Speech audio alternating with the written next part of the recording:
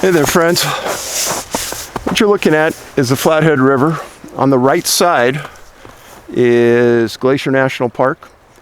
And this is one of those spots where I just love coming to because it's gorgeous. A few days ago, this river was murky black, but right now it's pristine pretty. So anyhow, enjoy the views. And as I talk to you about today. So, whenever I get two pieces of anything, and I mean anything, that seem to be related in some way, it's like a message to me, I need to address it. So, I got this letter, and I'm going to read it to you bit by bit. It says, Dave, I want to share some thoughts with you. Since first hearing you on Coast to Coast many years back, I've followed the missing 411 phenomena and have heard, I think, all the interviews you have given and have read 4 of the books.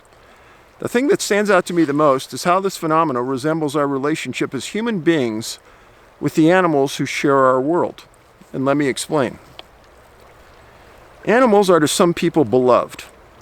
Very true. They love their own animals, pets, or animals they have charge of in some way, and are deeply grieved to think of animals being hurt or abused. Other people have less overall regard for animals, and as we know, there are terrible things done to animals, such as described in the Beagle story recently. For the sake of science, let us leave aside the moment of the validity, if any, of such things, but focus on the fact that we have simultaneously existing in reality 2 possible outcomes. For, as example, a beagle. The beagle may be a dearly loved pet for someone, and for someone else he's a laboratory tool. And things are done to him, which if done in public, would find that person seized by a lynch mob, either literally or figuratively, and charged criminally with felonies. This is clearly a contradictory situation, a dichotomy. What happens to animals in the world vis-a-vis the human race? We either love them and treat them well, or we disregard them for the most part, or we appropriate them for our own uses, denying to them the life they would pursue if unmolested by human beings. What happens, for instance, if a person is hunting and finds a deer, shoots it and takes it away, home to eat or whatever? Do the deer's kin or herd know what happened to the deer, or is it just gone? Do they ever figure out what happened to it? We don't know. But we do know that unless there are other deer nearby to see what happened to that deer that was hunted, they only know that the deer was there and is now gone. Any animal may be taken by a human in whatever way and removed to where the human wants the animal to be, dead or alive, for whatever purpose. We have the ability as human beings, because we are superior to the animals, though they too have a sentience and the capacity for reasoned thought. So we exercise authority over them, which either benefits them in some way or it does otherwise. What if the many strange things we see or know about, say UFOs, etc., and the missing people are merely the result of our being in the position of the animals on Earth? In other words, there are superior beings, possibly many different varieties of them, but all of superior ability to human beings, which appropriate human beings in the exact same way we do with animals. Some of them love the human beings and treat them kindly. Some are merely curious and not intending harm, but may bring out harm of thoughtfulness, or thoughtlessness, carelessness, or ignorance, and go their way, not minding it, essentially shrugging it off. Some are actively seeking to do harm out of maliciousness, like sadists do, and people who turn into serial killers usually start out harming animals, as we know. Do I have your interest now? Then there are the ones who seek human beings for use for a purpose, whatever it might be. That is the unknown factor. Why are animals taken here by us? For research? For farming? For any one of a number of reasons, including food. Hunters on Earth in the U.S. do not need to hunt animals for food because there are supermarkets. But they do it because they want to and that it's acceptable, and these hunters often have their own animals that they love dearly. They are able to separate one animal from another in relation to whatever they love or whatever they want to eat. Other people cannot understand how anyone would willingly want to shoot the animal as a hunter. They are horrified.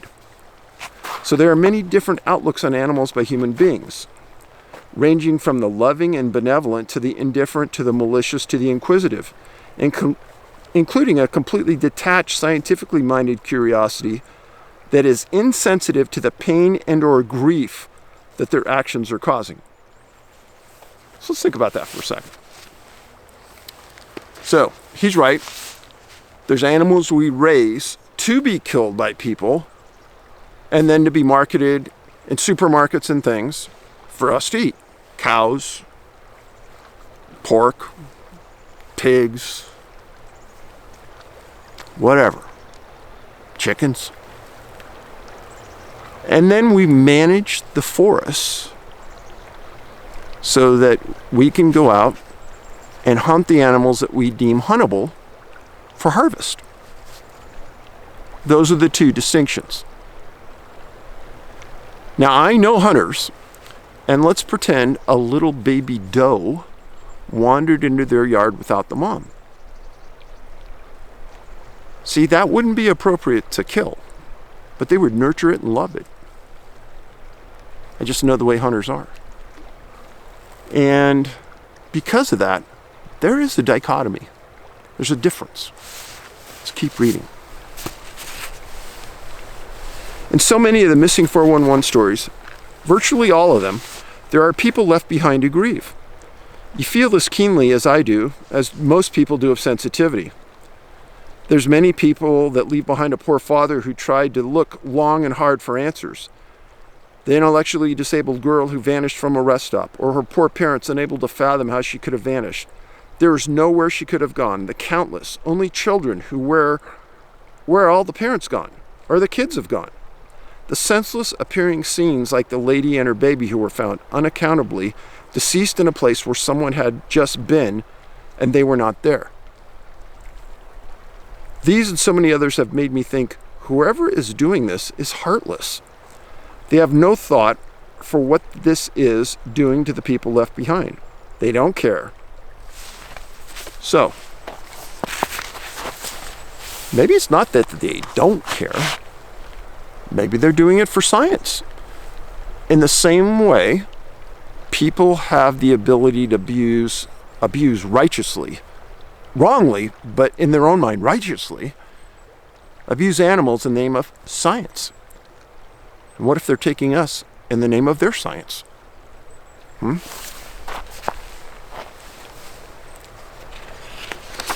How can they be so evil? But are they actually evil?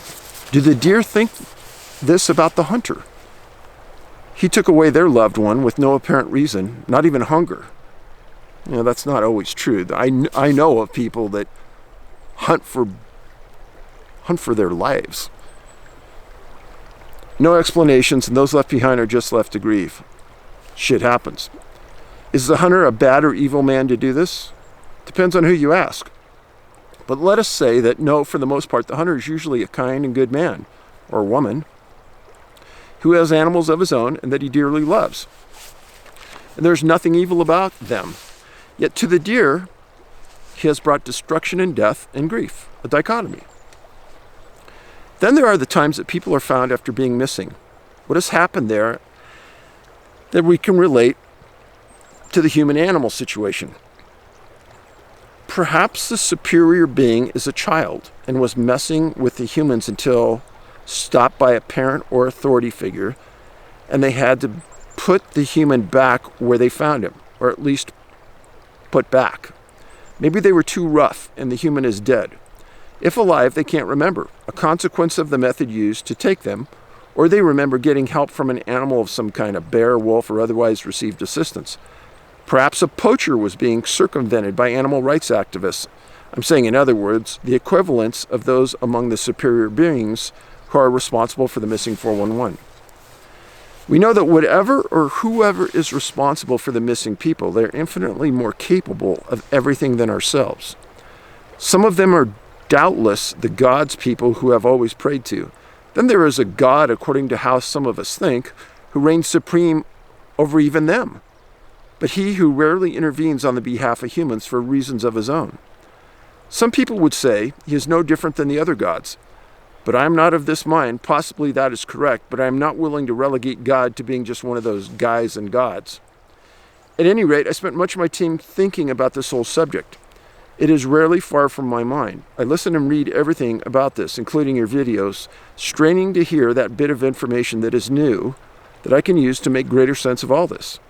But I am positive that if we look to our treatment of animals, we can see many parallels. Because I love animals, I would say that we may well be judged at some point by our treatment of animals on Earth. Or we are being judged that way right now. Who knows?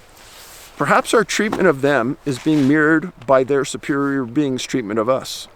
Perhaps we will pay for what we do to our animals, because we are supposed to be learning and understanding what's wrong with it, for as long as we continue to do it. Maybe there is no relationship, but maybe there is. Maybe if we stop doing to our animals the wrong things we do, then those wrong things would stop being done to us. I think if you keep the parallel in your mind tucked away, you will see its much validity as I do, as time goes along. I thank you for what you are doing and have done. You're a good man, and I grieve with you and share your sorrow about your son, and also about the many people who have been touched by the missing 411 phenomena, because to be empathic is to be always sorrowful to a degree. I find myself sometimes depressed over something that nobody else seems to notice, but I noticed it because of empathy. People are often so oblivious, not malicious, just not realizing what is right in front of them. For one who is empathic, it jumps out at us and troubles us. We just can't help it because we feel for others and are troubled by the suffering of others and can only seek comfort as best we can. May God watch over you and protect you. Thank you. I read that a few times. And I thought the same thing at times. But I've told you before that I sometimes look at the ant farm analogy. Yeah, I'm out here in the woods and I am looking around and keeping my eyes in my back of my head. Yeah, the ant farm analogy. Everybody remember back in school, you got the ant farm, two sides to it, glass, and you watch the ants walk through, and imagine somebody high up above us watching us walking around on the trails. And then maybe they see a child walk away from the parents just a few seconds and they're gone. I don't know. I've thought of that analogy a lot. Don't know if it's true, but I've thought about it. Now, along those same lines of a greater intelligence, a lot of you bring up the UFO topic, or the more politically correct unidentified aerial phenomena, UAP topic. Wow, we're getting a little bit of sun finally. And that topic is pretty current because there's a lot of things and a lot of talk about Congress actually funding a group to study the topic. Even if they did, and even if it was public, we would never hear the truth. There's no way. But along those lines, I've done a lot of reading about a man's work. Man's name is Jacques Vallée, V-A-L-L-E-E, a Frenchman, lives in the Bay Area. I've known about him for a long time. And he's a free thinker. He was on the board of the National Institute of the Discovery of Sciences, Robert Bigelow's group, that went out and studied a variety of topics related to Skinwalker Ranch and other things. And Vallée always had a different way to think. And I use my words cautiously. I say a different way because I don't think it's wrong. And until somebody can outright tell me that it's wrong, I'll keep an open mind about it. But some things became public the other day about the way Jacques thinks. And some slides he uses came out. And one of I'll read you a couple of them. It says UAPs impact cultural variables in a human society through the manipulation of psychological and physiological parameters in the witness. Let's stop there for a second. And if you watched the last season of the Skinwalker show on the History Channel, they had a physicist on the show named Travis. And I followed Travis for a long time. Super smart guy. Super smart. And I like him because he's willing to work with us menial people in the world who don't have PhDs. Well, while Travis was out studying this topic and being mesmerized by what he was finding, he was injured at some point where it appeared he got some radiation burns, physical burns on his body, while investigating these aerial phenomena topic. So yeah, physical things can happen. Ballet goes on to say, distinguishing the 6 layers of information that can be derived from the UAP events. There's physical manifestations, what we can see, sometimes we can feel, anti-physical effects, psychological factors. Let's talk about that for a second. There's a lot of whack jobs in the world. And I get a lot of emails from you guys about these whack jobs that have convinced you that what they're saying is true. And I'll tell you, there's very few people in that UFO world that I trust, because they have their own, they have their own niche and they're trying to protect it, and they're trying to make sure that it still exists and nobody disproves it. So they'll try to keep pushing an agenda until you believe what they're saying is true. And it's very, very sad that so many people are willing to go onto these channels and watch these things, and you must be spending endless hours listening because it's frustrating as heck. But there's a lot of psychological manipulation going on. Cultural effects. Well, that's a good one. I was watching a show many months ago about the Mayans. And there were a couple of talking heads on these shows. And talking heads, what I mean, I don't think these people have ever done an ounce of true research in their lives, but they're on these shows purporting to be experts. And you look at their background, they've done nothing in their life. But they're saying, oh yeah, you know, this depicts an alien that visited the Mayan world. I don't think so, but apparently for ratings, some people think so. Now, do I think that the Mayan culture is fascinating? Yes. Do I think they had some advanced knowledge? Yes. But just what they were showing didn't make me a believer. So, has the UFO, UAP topic had an impact on cultures? Oh, absolutely. Now, UFO, UAP topic. This is this month's MUFON magazine. Just came out. I just got it in the mail. And what it says is UFOs in Catalina Island, over 70 years of the unexplained. Well, I think they missed the boat, literally, because it says UFOs and not USOs, because unidentified submerged objects have been around Catalina Island and the coast of Southern California for years. Now, I have friends that live in that area, Santa Monica, Long Beach. They've been seeing UFOs for years out there. And there is some footage out there that's really good that they've taken.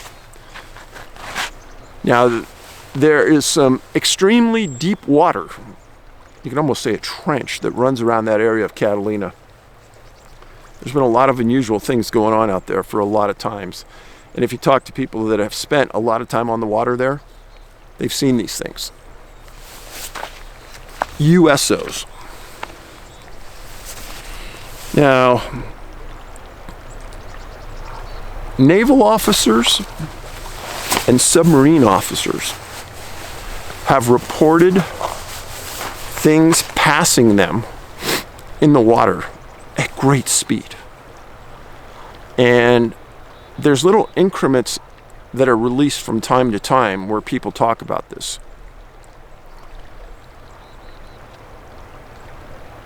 And there's been some science to talk about how this could be done. And that is that the object in the water keeps a buffer zone around it somehow, almost an air buffer, so that there's no resistance from the water that the water would offer a conventional submarine. Fascinating to me. I can remember back decades ago when I was deeply interested in marine research, and then all of a sudden it seemed to stop. The deep water research in the trenches just seemed to stop. I couldn't understand it. It's like somewhere along the line someone got a message that we're not going to go down there anymore. Why? What's down there? I don't know. But the unidentified submerged objects appear to be UFOs that have the ability to go in the water as well. I've said all along that I believe they're one and the same, and that is one of the primary methods they get around without us seeing them, is in the water. Rivers, lakes, ponds, it's where they hide. Just my own personal thought, but it's after doing a lot of reading from a lot of different people. Now, right here in little old Columbia Falls, Montana, there's a mountain called Columbia Mountain. And darn if there aren't a lot of UFOs seen around that mountain. And I've been called up at night by friends and said, Dave, look at blankety blank mountain, Columbia Mountain, right now, and look what you see. And son of a gun, you look over there and something weird's going on in the above it, UFO wise. So it's here. It's happening. And I think the topic is fascinating. I always have. And I think it's something that you're going to hear more and more about as the years move on. The reason being is as our technology advances and there's more physical proof of these existing,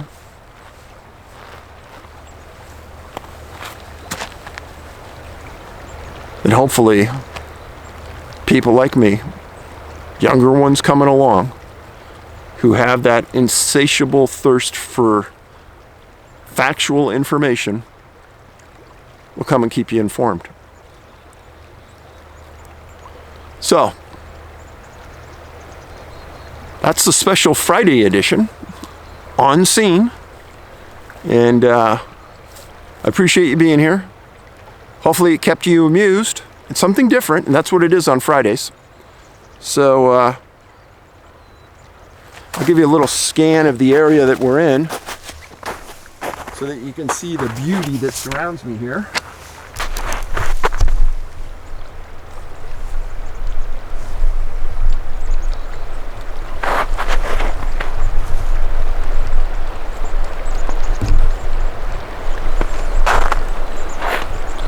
I was here several months ago when the water was really high. Right here where you're looking at right now on that far embankment, a herd of 4 deer came over there. The water was about twice as high as it was now. And they tried crossing to get over to this side at one of the highest water marks I've ever seen here. And they eventually made it. One didn't. He kept going back and forth, and I thought, oh my God, he's going to die trying. But he eventually made it. And seen a lot of weird things here, but the water is one thing that's consistently gorgeous. So you're looking east right now, so the sun's on the mountain there. So anyhow, you have a good week. And we'll see you soon. Paulides out.